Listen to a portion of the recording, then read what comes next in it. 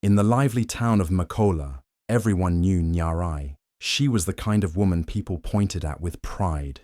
Beautiful, smart, respectful. Her parents would smile whenever her name came up, and her in-laws once praised her like a daughter. Life looked perfect. She had a husband she loved, a home that felt safe, and a future that seemed bright. But all of that changed in the blink of an eye. One day, the truth hit her like a storm. Her husband had betrayed her. Lies came out, dirty, cruel lies that tore her world apart. He stood by silently while his family turned on her. They accused her of things she didn't do, called her names, threw insults like stones. And when she tried to explain, no one listened. Even her own friends backed away, too scared to take sides. In just a few days, everything she had was gone. She was kicked out of the house with nothing but a small suitcase and the clothes on her back. The same neighbors who once praised her now whispered behind her as she walked by. Some even laughed. Shame followed her like a shadow. She sat at the bus stop that evening, heart shattered, eyes swollen from crying. It felt like her world had ended. No money, no place to go, no one to call. Just her broken spirit, and the sound of the town moving on without her. But deep inside, something small still flickered. A quiet voice, almost too soft to hear, that said, "This is not how your story ends." That night, rain poured from the sky like it was trying to wash her away. Nyarai sat alone under a rusty old bus stop roof, water dripping through the cracks, soaking her shoulders. Her clothes were wet, her suitcase was muddy, and her heart felt heavier than ever. No one stopped, no one looked. The streets were quiet, but inside her, everything was screaming. She didn't shout, she didn't curse the world. She didn't call anyone because there was no one left to call. Her eyes were red from crying, but her face stayed still. Her silence was louder than any scream. It was the kind of silence that holds pain too deep for words. The kind that comes after being betrayed by people you once loved. The kind that breaks something inside you but also sparks something new. In that moment, something inside Nyarai changed. A quiet fire lit up in her chest, small but strong. She looked up at the night sky and whispered to herself, "You will rise, and they will watch." No more begging, no more waiting for someone to save her. The old Nyarai, the one who needed approval, who tried to please everyone, was gone. She didn't have a plan, she didn't have money, but she had something more powerful, the decision to fight back, to rebuild, to prove to herself that she was more than the pain they caused. That rainy night, sitting under a leaking roof with nothing but a suitcase and silent tears, she made a promise. And that promise would change everything. Nyarai had nothing. No home, no job, no one to call, just a suitcase, torn sandals, and a heart still trying to heal. But she knew one thing. She couldn't stay stuck. She had to move, even if it meant starting from zero. So, with her aching feet and tired soul, she walked to Ntemba Market. It wasn't easy. She found a little spot near a noisy corner where people pass by all day. She sat on an old crate, laid out her combs and a tiny mirror, and waited. At first, no one came. Some people looked at her like she was lost. Others just walked past. But she didn't move. She kept showing up every day, quietly offering to braid hair for a few coins. One afternoon, a woman finally stopped. She sat down, let Nyarai braid her hair, and by the time she left, she was smiling. Word started to spread. More women came, some for braids, some just to talk. Her hands worked from sunrise to sunset, twisting, pulling, braiding, until her fingers were raw. Her back hurt, her feet bled inside her broken sandals, but she never complained. Each coin she earned felt like a small piece of her life coming back together. She didn't spend it. She saved every bit, counting her coins at night like they were bricks. Bricks she would one day use to build her way out of the pain. People began to notice her strength, not the loud kind, the quiet, steady kind, the kind that doesn't give up. Even when it rained, even when her stomach growled from hunger, she kept going. Because every head she braided was more than just a hairstyle. It was a step toward something bigger, a step toward healing, toward freedom, toward the life she promised herself that night under the leaking roof. She started with nothing but torn sandals, but her journey had begun. Every morning, before the sun was fully up, Nyarai stood in front of a cracked mirror in the tiny room she was renting behind the market. The mirror was old, its edges chipped, and a long crack ran right through the middle. But it was all she had, and it became part of her healing. At first, she could barely look at herself. Her eyes looked tired, her face thinner than before, her spirit still bruised. She saw the pain, the shame, the silence that had followed her since everything fell apart. But she forced herself to look anyway. She stood there, still and strong, and whispered the same words every day. You are not your past. You are not their words. Some days, she didn't believe it. Some days, her voice shook. But she said it anyway, again and again, like a song, like a prayer. You are not their rejection.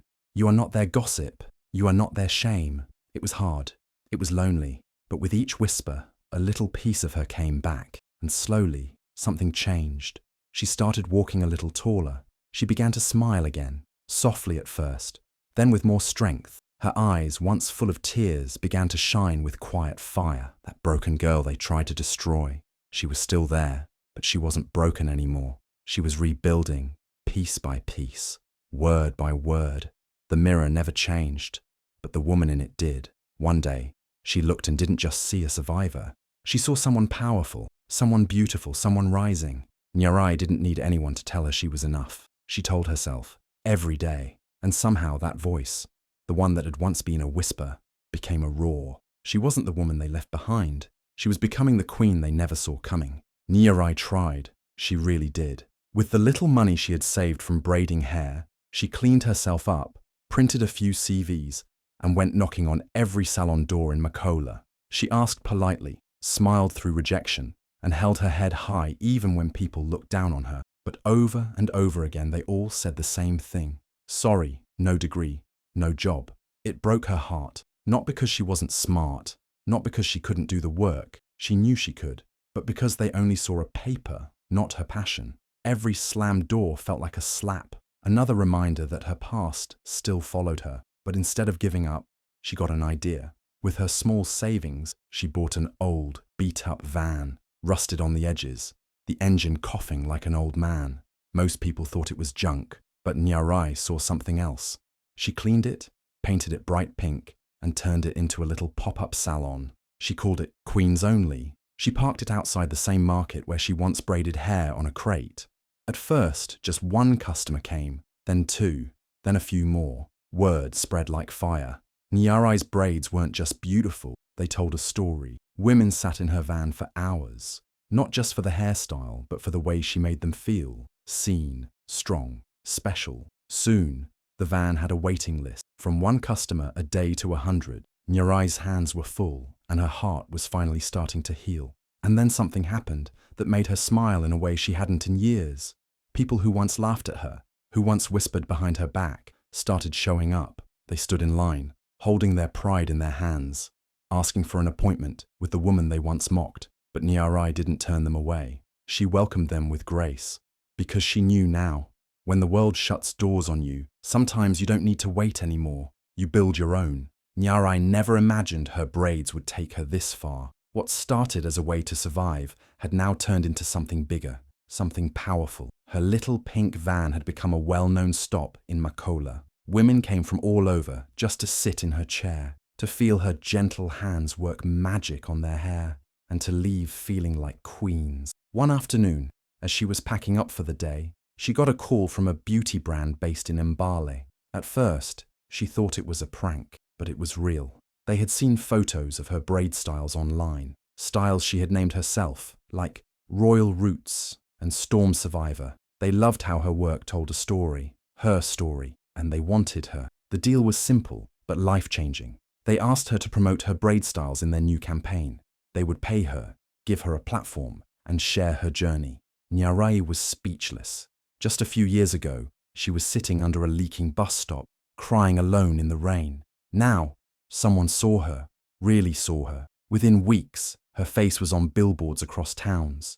Her braids were on posters, in magazines, on social media. People were tagging her name, sharing her story. The headlines read, "From street corner to spotlight." She didn't just become known, she became a symbol. She walked down the streets she once cried on, now wearing confidence like a crown. Strangers smiled at her. Young girls waved. Some even asked to take pictures. And deep down, Nyarai felt something she hadn't felt in a long time: pride. The girl who was once laughed at had become the woman others looked up to.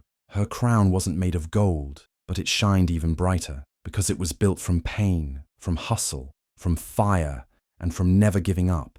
It was a hot, sticky afternoon when Nyarai heard a knock at the gate of her mansion. She had just finished a meeting in her home office, sipping iced tea under the cool breeze of the air conditioner. Life was peaceful now, quiet, powerful, full of purpose. She wasn't expecting visitors, but when her housekeeper called her to the front gate, nothing could have prepared her for who was standing there. It was them, her ex-in-laws, the same people who once laughed at her, the ones who threw her out, who believed the lies, who let her walk away with nothing but a suitcase and a broken heart.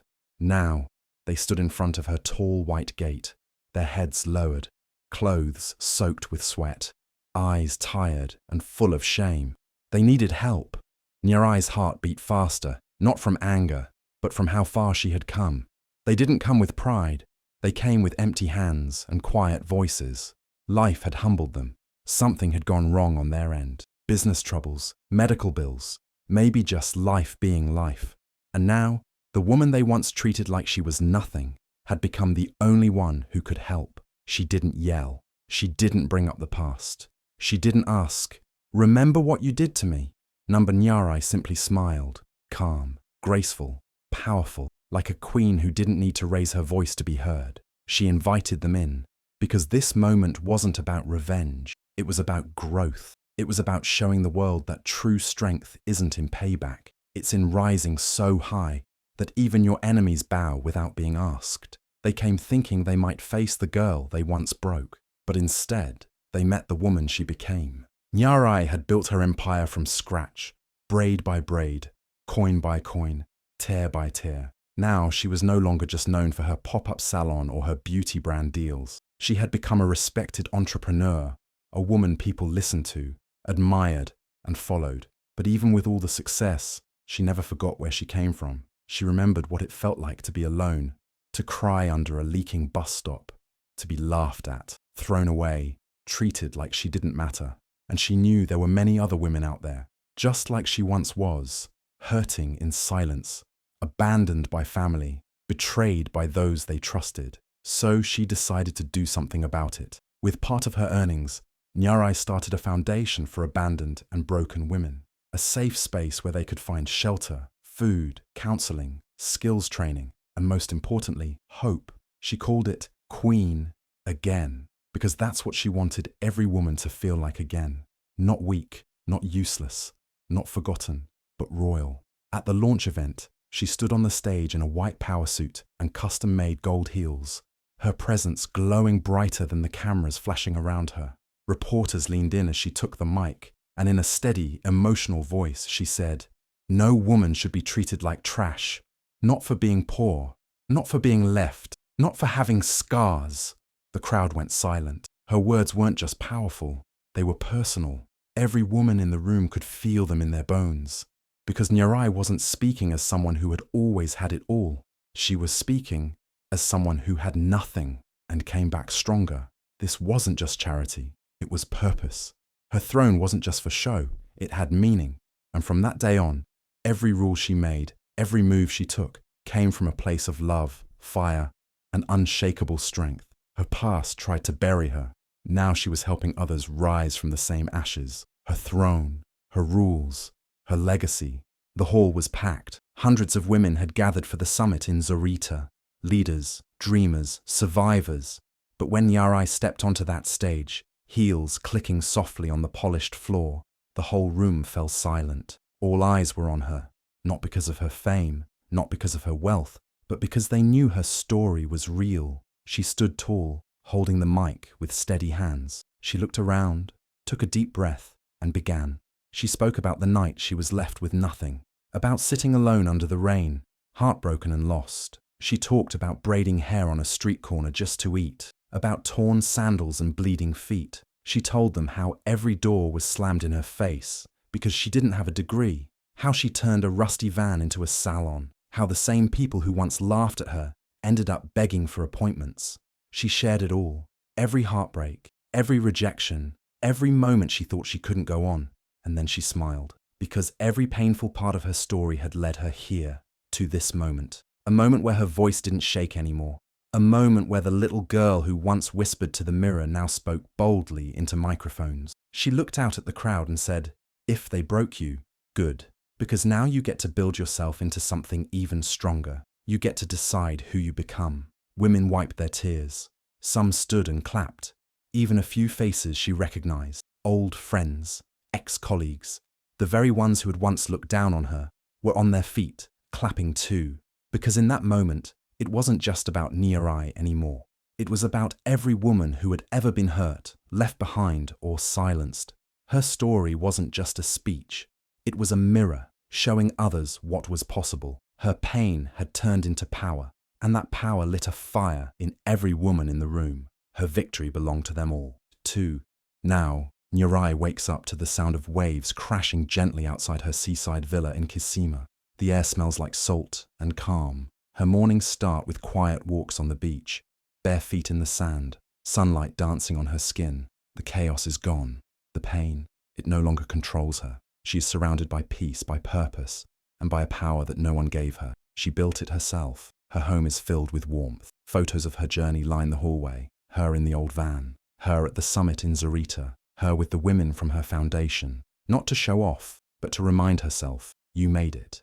You didn't break. There are flowers on every table, laughter in every corner, and a sense of freedom that can't be bought.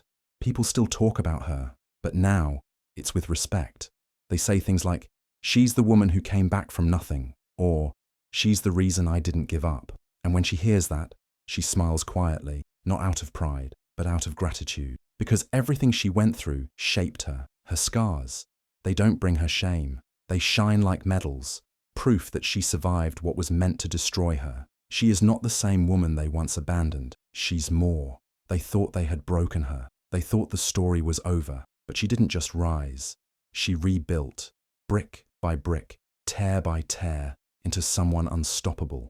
Not just strong, royal,